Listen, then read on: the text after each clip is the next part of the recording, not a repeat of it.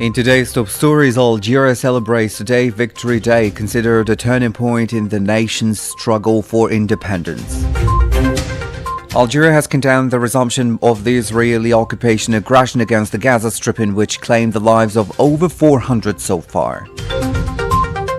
Algeria has deplored from New York the silence of the Security Council in the face of the atrocities committed by the Israeli occupation in Gaza. And Palestine has issued a plea for action from the Security Council, warning that its inaction would render it irrelevant.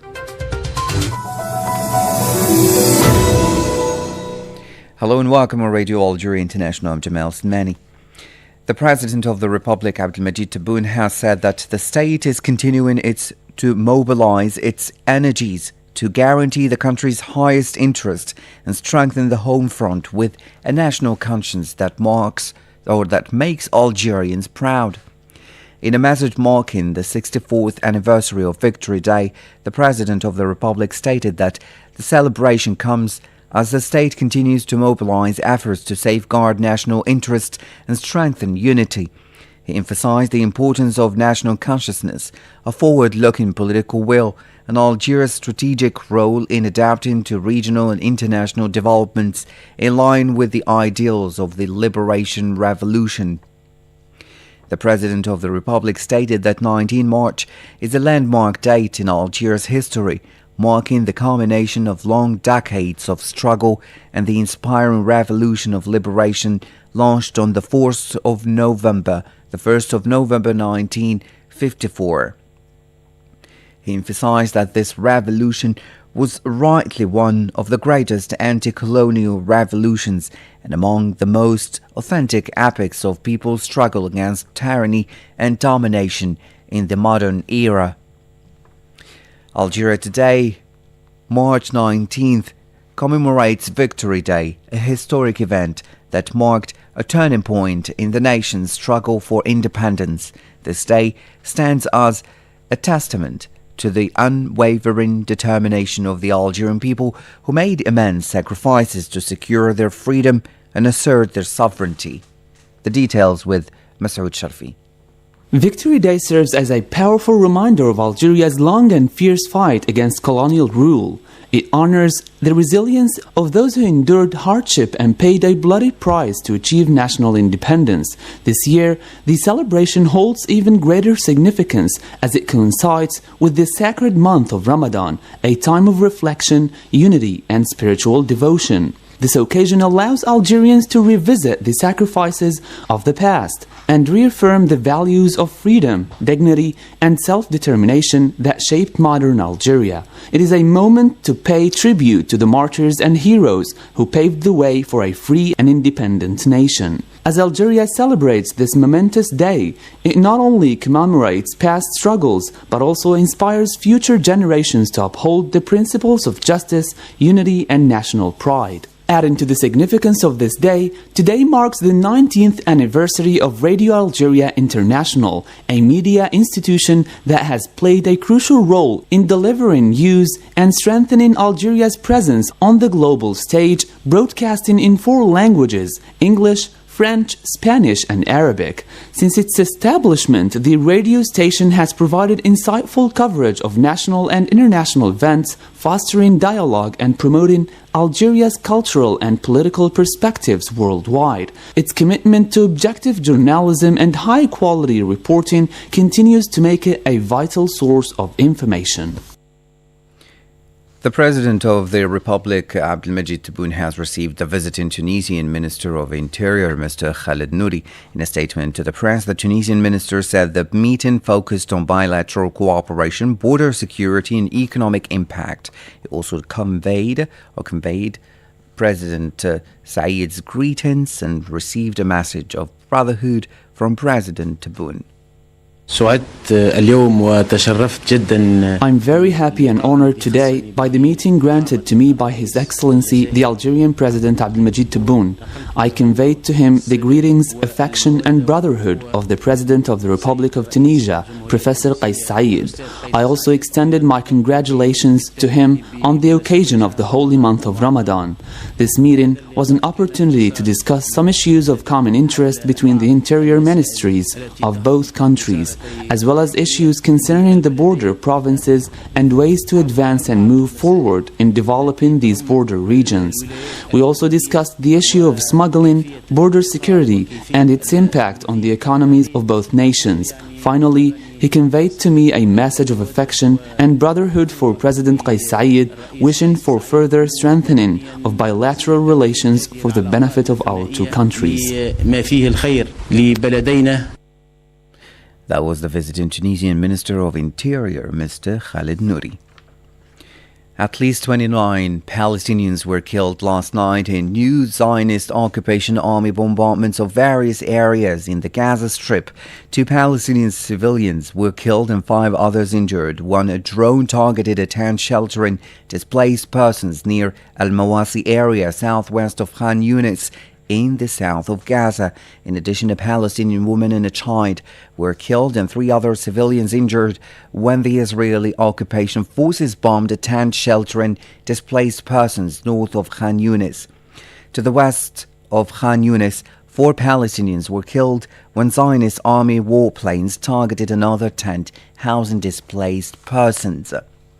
In a reaction, Algeria has condemned in the strongest possible terms the resumption by the Israeli occupation of its despicable aggression against the Palestinian people in the Gaza Strip, a blatant violation of the ceasefire agreement signed last January and a defiance of international charters and customs. A statement by the Ministry of Foreign Affairs, the National Community Abroad and African Affairs here in Algiers said that at a time when the international community was nurturing hopes of consolidating the ceasefire in Gaza, alleviating the suffering of the Palestinian people, and launching reconstruction efforts in this Palestinian territory, the resumption of the aggression is shattering all these hopes and dragging the region once again into a spiral of carnage, famine, and deprivation of the most basic means of survival. The same source insisted that, faced with these serious developments, Algeria called on the Security Council to assume its responsibilities under the provisions of the United Nations Charter in order to ensure that the occupying power respects the ceasefire agreement in its entirety and at all stages. Algeria also reiterated its absolute solidarity with the Palestinian people in its unwavering support until the completion of their national project and the establishment of their independent and sovereign state with Al-Quds as its capital. Algeria has deplored from New York the silence of the UN Security Council in the face of the atrocities committed in Gaza after the occupation authorities resumed its large-scale aggression against the Palestinian enclave.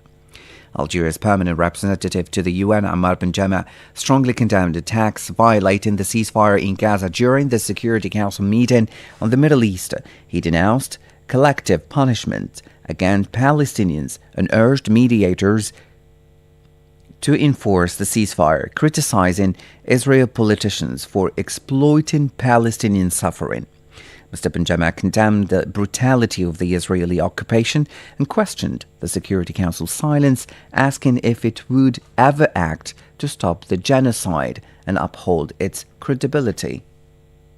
We are witnessing a cowardice and brutality of the Israeli occupation that is in full display, with no regard for innocent lives. Still silent, faced to these atrocities, the relevance of this council is seriously questioned. Will it ever dare to take responsibility? Will it ever act to stop this genocide and preserve what remains, if any, of its credibility. That was Algeria's permanent representative to the UN, Ammar bin Jama. Palestinian envoy to the UN, Riyad Mansour, has issued a plea for action from the Security Council following a resumption of deadly Israeli strikes on the Gaza Strip. Asya Bikar has more in this report. The Palestinian envoy to the UN, Riyad Mansour, warned that inaction would render the international body irrelevant. Speaking at a council session on the situation in the Palestinian enclave, Mansour condemned the violence, saying that Palestinians are being killed, denied humanitarian aid, and detained indiscriminately. He called on the members of the Security Council to immediately act unless the Council will lose its credibility. Madam President, Palestinians are being killed indiscriminately, are being denied humanitarian aid indiscriminately, are being maimed and detained indiscriminately. We condemn these crimes in the strongest possible terms. This can never be justified and must stop immediately. Must stop immediately. And I agree with you, Madam President, when you said that you have a responsibility around the table to act. You are the Security Council. Act. Stop this criminal action. Stop them from denying our people food in the month of Ramadan and water and the hospitals to operate. Act. You have resolutions. Act. You have power. Act.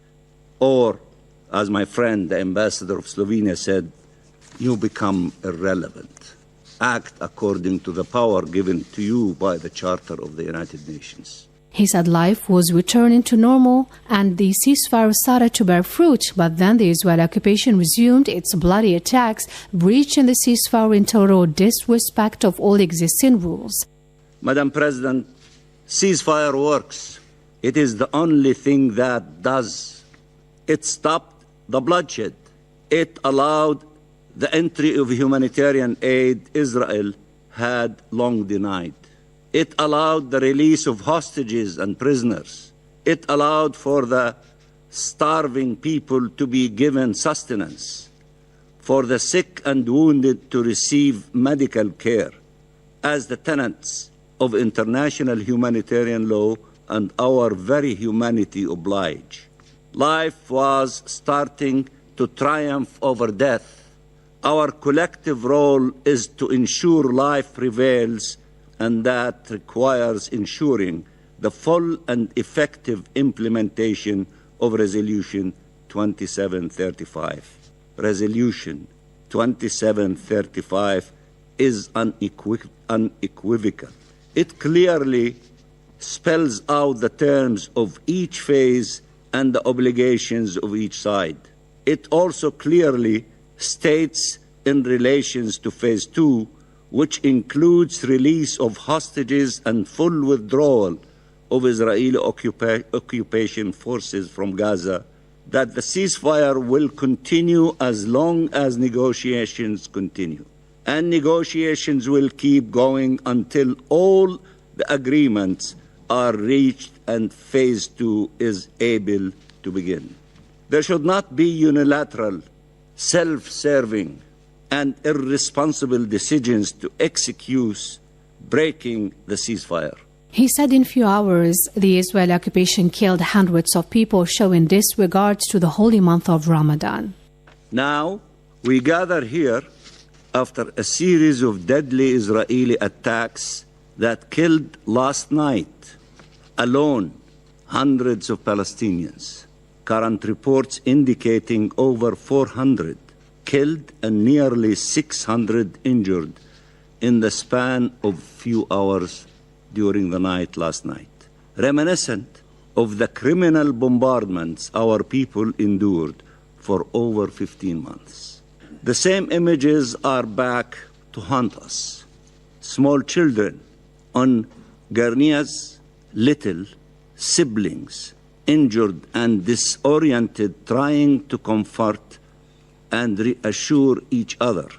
Entire families killed, children, mothers, fathers searching for their loved ones under the rubble, not knowing if they are dead or alive. Bombardments, death, devastation, fire, and fear are yet again spreading throughout the Gaza Strip.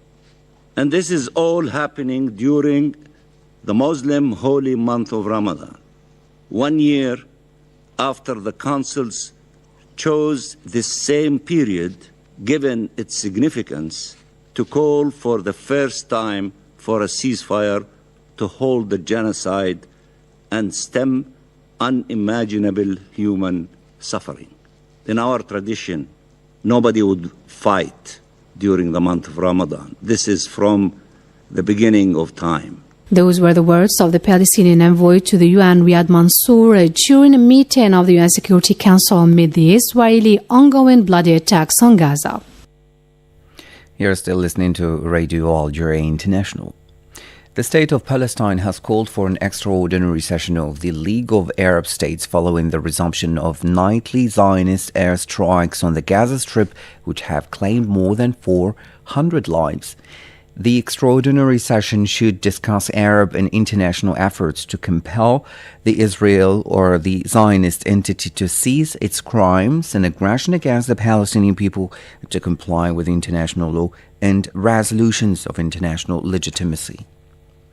The Under-Secretary General for Humanitarian Affairs, Tom Fletcher, has told the Security Council that as airstrikes resumed across the Gaza Strip overnight and new evacuation orders have been issued by the Israeli occupation forces, once again, the people of Gaza living in abject fear. Fletcher, who spoke from Brussels, said humanitarian workers remain on the ground and are ready to provide life-saving support to survivors and carry out humanitarian missions, but must be allowed to do so. Airstrikes resumed across the entire Gaza Strip. Unconfirmed reports of hundreds of people killed. New evacuation orders issued by Israeli forces. And once again, the people of Gaza living in abject fear.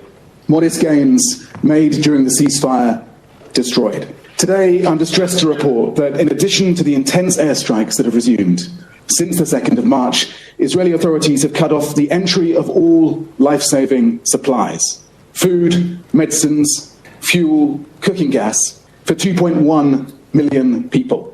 Our repeated requests to collect aid sitting at Kerem Shalom crossing have been systematically rejected. Food is rotting and medicines are expiring. Fletcher also told the Council that the humanitarian response must be funded. The UN Secretary General Antonio Guterres has expressed shock by the Israeli occupation airstrikes in the Gaza Strip and called for respect for the ceasefire. We have humanitarian aid still blocked, and I believe that the role of the UN is to do everything to convince the parties and to have the international community pressing for 3 essential aspects. First, for the ceasefire to be fully respected. Second, for humanitarian aid to have access to Gaza in an unimpeded way. And third, for the unconditional release of hostages. And we will not give up on these objectives. The head of the UN Agency for Palestinian Refugees, UNRWA, Filippo Lazzarini, has welcomed the Swiss Parliament's decision to maintain funding for UNRWA, seeing it as a demonstration of the solidarity of the Swiss people with Palestinian civilians or refugees in the Middle East. Countries and organizations continue to express their deep concern and to condemn in the strongest possible terms the resumption of the savage Zionist aggression against the defenseless Palestinian population in the Gaza Strip, Said Bouazi reports. The Organization of Islamic Cooperation has condemned the resumption of the offensive by the Zionist forces against the Gaza Strip, in which more than 400 Palestinians have been killed and hundreds more injured or missing, considering that this represents an extension of the war crime and genocide committed by the occupation against the Palestinian people. The Omani Ministry of Foreign Affairs has condemned the resumption of the Zionist aggression against the Gaza Strip. The Omani Ministry of Foreign Affairs said in a statement relayed by the Palestinian news agency Wafa that these systematic crimes against the Palestinian people constitute a violation of the ceasefire agreement, all international norms, and international humanitarian law. The United Nations Children's Fund UNICEF, for its part, has expressed its deep concern for the children of the Gaza Strip following the Zionist airstrikes on the Palestinian territory that killed more than 400 people. UNICEF spokesperson Rosalia Bolen was quoted as saying that there are more than 1 million children in Gaza and that they are the ones who bear the brunt of the consequences of this war, describing a truly difficult and trying night in the southern part of the territory where she is located. Qatar condemned the aggression by the Zionist occupation army in the Gaza Strip, warning that it could inflame the region, said the Qatari news agency QNA. In other news, the following a scheduled train in session or back here to Algeria. Following a scheduled training mission, a military fighter jet crashed this Wednesday morning near the region of Olf in the 3rd military region of Adrar, resulting in the martyrdom of the pilot Lieutenant Colonel Bakush Nasra.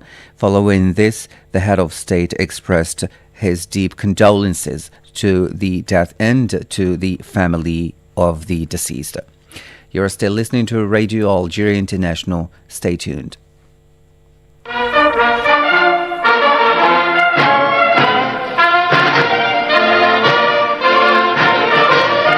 The celebration of the anniversary of Victory Day, proclaimed the day after the signing of the Evian Agreements, marked the end of a long war of liberation and a courageous and heroic fight by Algerians against the brutal French colonialism.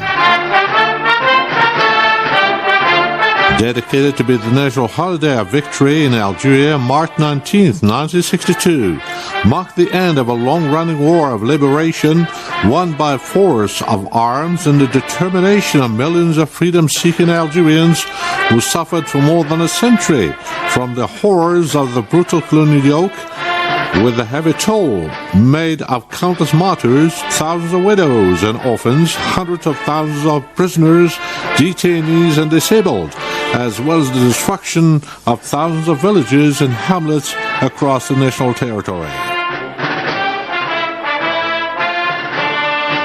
The official announcement of the ceasefire concluded on March 18th in Evian was thus received with immense and immeasurable joy by the Mujahideen of the Maquis of the National Liberation Army and by the entire Algerian people who had just regained their freedom and sovereignty.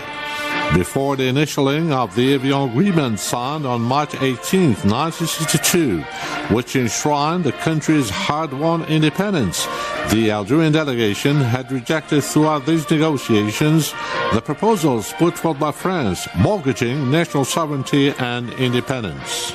The Evian negotiations, which began on the 20th of May 1961 and which were suspended several times, were marked by the obstinacy of the French side, which put forward 3 proposals rejected by the Algerian delegation.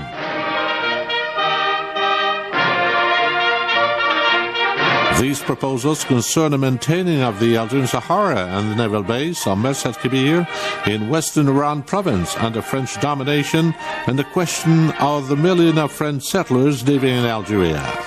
But in the face of the French proposal, the Algerian delegation had stuck to its position on the Sahara, which it was determined to defend at all costs before agreeing with the French delegation to maintain French investment in the Sahara for a period of 3 years, particularly after the discovery of oil there. With regard to the status of the French settlers in Algeria after independence, both sides agreed or reached an agreement granting a period of 3 years to the French to choose the Algerian nationality or to retain their French nationality and be treated in accordance with the laws governing foreigners here in Algeria.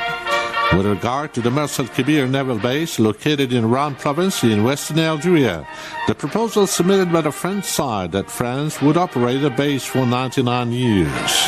As the Algerian delegation's rejection of this proposal was categorical, it was agreed to grant a 15-year concession to France.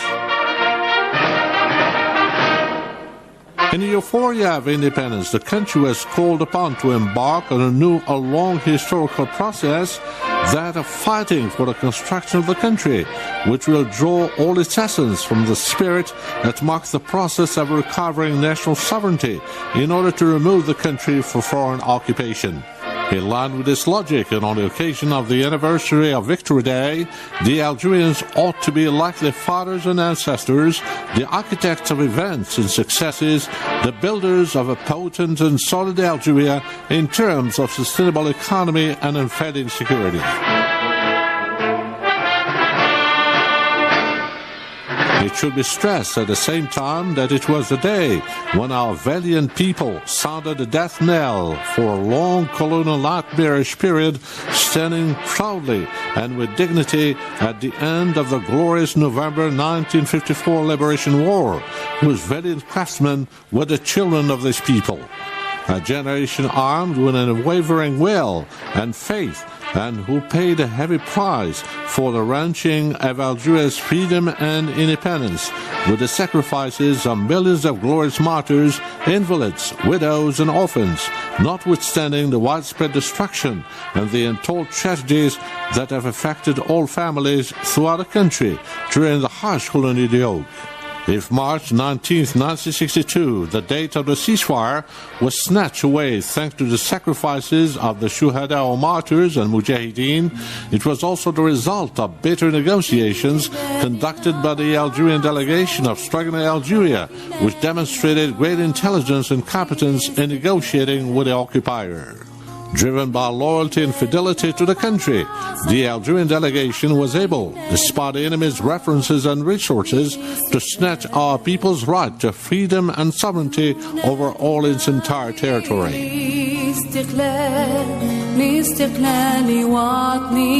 Through this lofty epic of unflagging struggle and well-conducted negotiations, the Algerian people have given, through their glorious revolution, an admirable image of the militant journey that makes us proud today and will make us proud tomorrow.